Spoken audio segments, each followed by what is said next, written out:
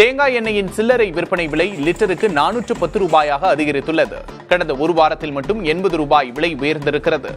கொப்பரை தேங்காய் உற்பத்தி குறைந்து விலை கடுமையாக உயர்ந்திருப்பதால் தேங்காய் எண்ணெய் விலை ஒரே மாதத்தில் லிட்டருக்கு 150 ரூபாய் அதிகரித்து 430 ரூபாய்க்கு விற்பனையாகி வருகிறது. தேங்காய் எண்ணெய் லாஸ்ட் மந்த் 1 லிட்டர் 250 ரூபாய்க்கு சேல் ஆச்சு. இப்போ 450 ரூபாய்க்கு சேல் ஆகுது. இன்னும் 500 ரூபாய்க்கு வர போகலான்னு வியாபாரிகள் சொல்றாங்க. எதனால தேங்காய் எண்ணெய் விலை அதிகமாகுது அண்ட் யார் பிரைஸை ஃபிக்ஸ் பண்றா, இப்போ இந்த பிசினஸ்க்குள்ள வரலாமான்னு இந்த வீடியோல பார்ப்போம்.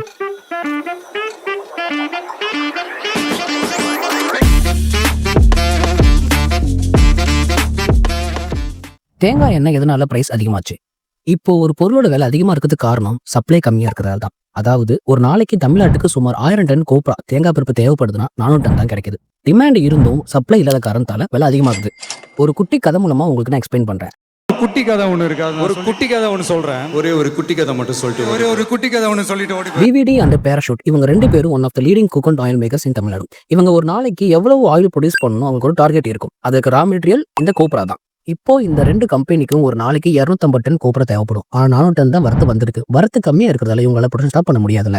அந்த நேரத்துல இவங்க 2 பேர்த்துல யாரு மார்க்கெட் பிரைஸை விட அதிகமா பே பண்றாங்களோ அவங்களுக்கு தேவையான ரா மெட்டீரியல் கிடைக்கும். அப்போதான் ஆக்ஷன், ஏலம் போன்ற மெத்தட்ஸ் எல்லாம் இன்வால்வ் ஆகி யார் அதிகமா பிரைஸ்ல பிட் பண்றாங்களோ அவங்களுக்கு சேல் பண்ணுவாங்க. இதனால ரா மெட்டீரியல் பிரைஸ் அதிகமாச்சுன்னா ஆட்டோமேட்டிக்கா ஃபைனல் ப்ராடக்டான கோகோனட் ஆயில் பிரைஸும் அதிகமாகும். தேங்காய் எண்ணெயோட விலையை யார் நிர்ணயம் பண்றாங்க?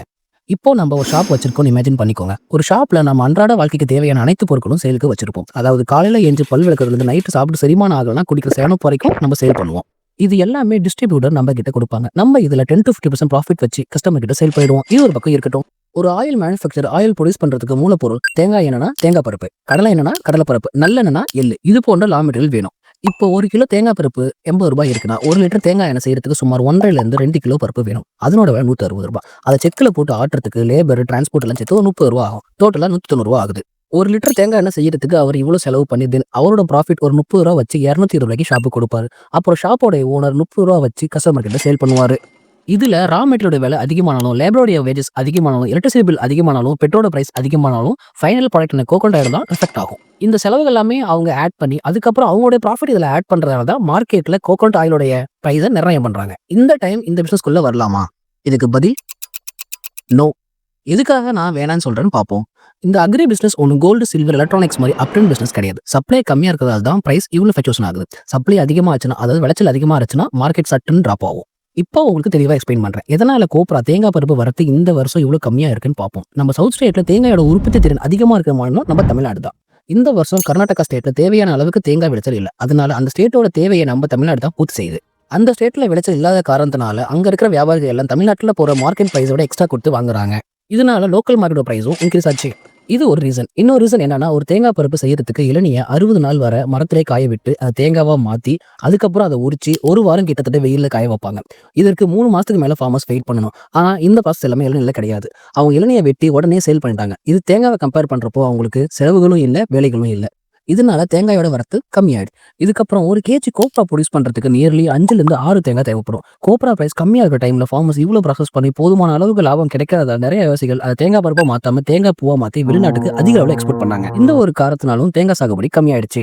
இவ்வளோ டிமாண்ட் இருந்தும் நான் ஏன் அதை பண்ணக்கூடாதுன்னு சொல்றேன்னா, இப்போ கோப்ரா 1 கேஜி 220 ரூபாய்க்கு மேல போயிட்டு இருக்கு. இதனால ஃபார்மர்ஸ் எல்லாம் நல்ல விலை இருக்குன்னு இளநியா வெட்டாமையும் தேங்காய் பூவை எக்ஸ்போர்ட் பண்ணாம இருப்பாங்க. இதனால 1 மாசத்துக்கு அப்புறம் வரத்து ரொம்ப அதிகமாயிரும். அதனால நார்மல் பிரைஸ்க்கு வந்துடும். இந்த டைம்ல நம்ம இந்த பிசினஸ்க்குள்ள இறங்கினா கோப்ரோட பிரைஸ் அதிகமா இருந்த டைம்ல நம்ம வாங்கியிருப்போம். அப்போ நம்ம 400 ரூபாய் சேல்ஸ் பண்ணதான் ப்ராஃபிட் கிடைக்கும். பட் 1 மாசத்துக்கு அப்புறம் சப்ளை அதிகமா இருந்து பிரைஸ் கம்மியாயிடுச்சுன்னா நமக்கு ரொம்ப லாஸ் நேரிடும். சப்போஸ் 1 மாசத்துக்குள்ள நான் அந்த ப்ராடக்ட்டை வித்துட்டோம்னா நமக்கு பிரச்சனை இல்லை. ஆனா விக்கலனா நமக்கு அதிக லாஸ் ஏற்படும். இதனால நீங்க இந்த பிசினஸ்க்குள்ள வர மாதிரி இருந்துச்சுன்னா கொஞ்சம் யோசிச்சு பாருங்க. தென் ஆல்ரெடி இந்த ஃபீல்ட்ல இருக்கவங்கள கொஞ்சம் கன்சல்ட் பண்ணி பாருங்க. நீங்க லாஸ் ஆகாம சர்வை பண்ணலாம். தேங்க்யூ.